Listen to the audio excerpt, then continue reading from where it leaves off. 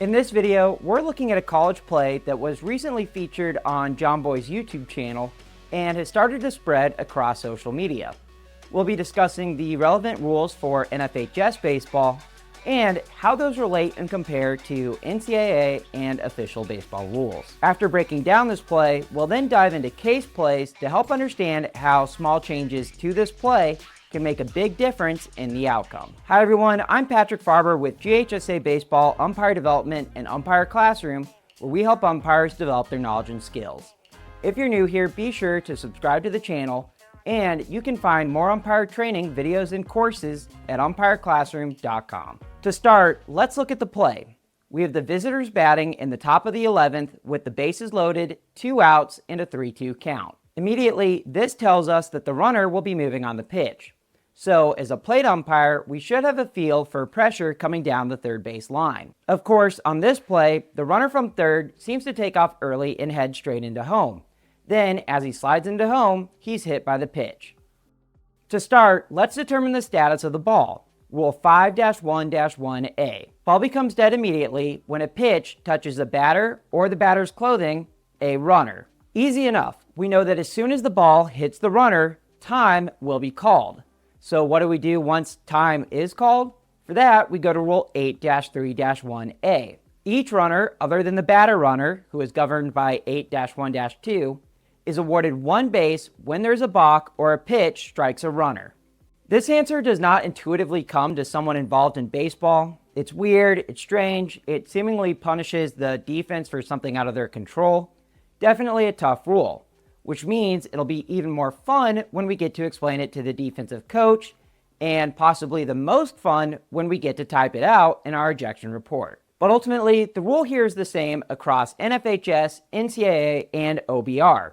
If a runner is struck by a pitch, the ball becomes dead immediately, and all runners on base advance one base. This leads us to the next question, which is, what about the pitch? Our crew in the video ultimately gets together and rules no pitch. Now, the John Boy team called it a redo, but that isn't really what happened. The crew did correctly allow R2 to stay at third and R1 to stay at second, while counting R3's score. But what they did miss is that they kept the same batter at bat with the same 3-2 count, which is not the correct ruling across all three codes. Personally, I think this rule is most clearly laid out in the NCAA rules and then clearly ruled on in the NFHS casebook. Let's start by looking at NCAA 7-11S. A batter is out when, with 2 outs, a runner on third base, and 2 strikes on the batter, the runner attempts to steal home plate on a legal pitch, and the ball hits the runner in the batter's strike zone.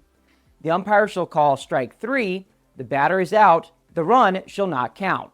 With fewer than 2 outs, the umpire shall call strike 3, the ball is dead, the run counts.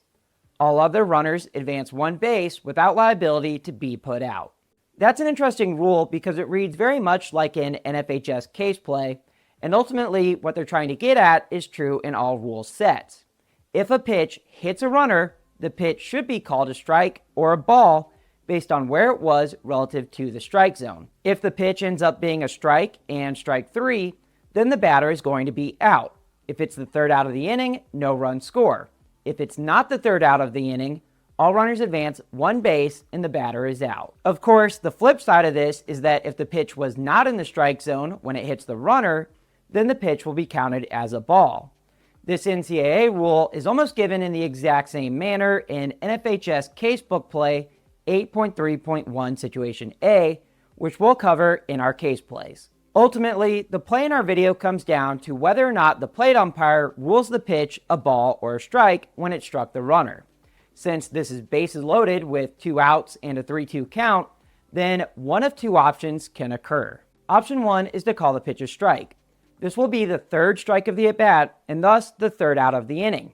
This being the third out on the batter runner before reaching first base means that no runs will score. Option 2 is to call the pitch a ball. Doing so results in this being ball 4, which awards the batter first base and forces all runners to advance one base. I can't tell you if this pitch was a strike or a ball, but on this given play, our outcome has to be one of those options, and there is no redo. Now, to help you better understand this rule and how it will show up in your games, Let's look at case plays, which are also available in the video description. Case play number 1. With the bases loaded, 2 outs, and a 3-2 count on the batter, B1, the runners are advancing on the pitch. The pitch strikes R3 as he crosses home. The pitch would have been a strike. Is this A, R3 is out for interference, B1 will lead off the next inning? B, R3 is out for interference, B2 will lead off the next inning? C, B1 is out, the run does not score, B2 will lead off the next inning? D, B1 is out, the run does score, B2 will lead off the next inning? E, R3 scores, R2 advances to third, R1 advances to second, there is no pitch, and B1 will remain at bat with a 3-2 count?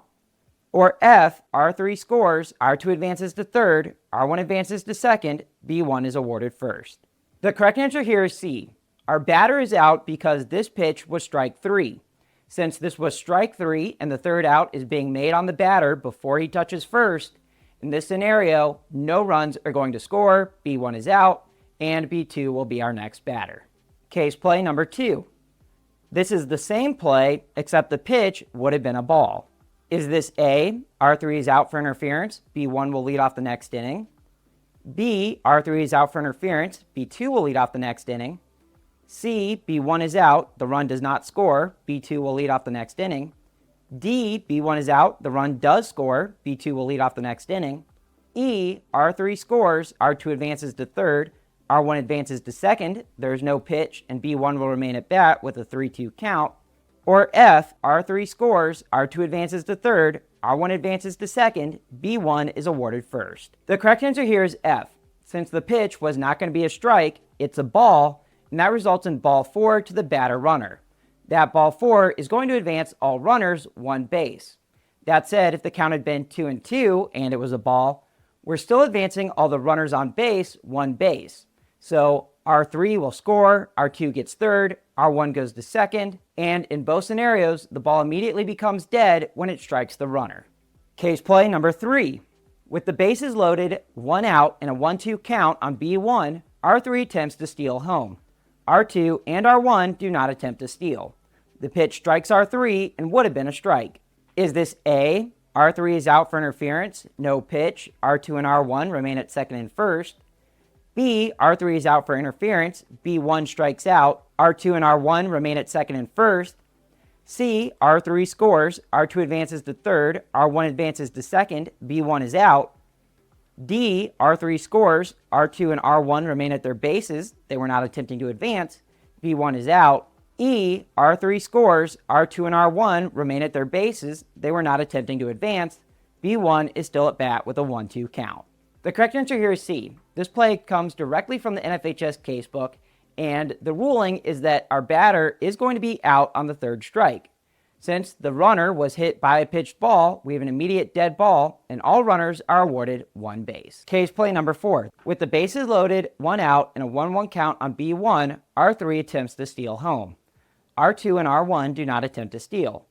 The pitch strikes R3 and would have been a ball.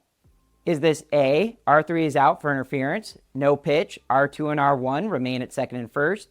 B, R3 is out for interference, the count on B1 is now 2-1, R2 and R1 remain at second and first?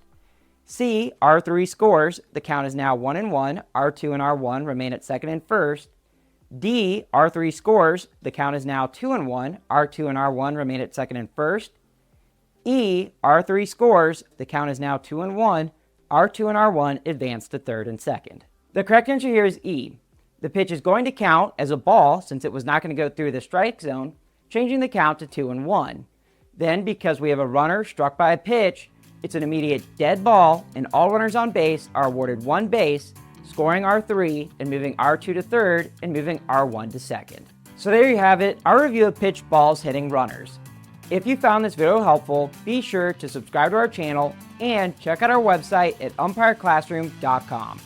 As always, thank you so much for watching, and I look forward to seeing you on the field.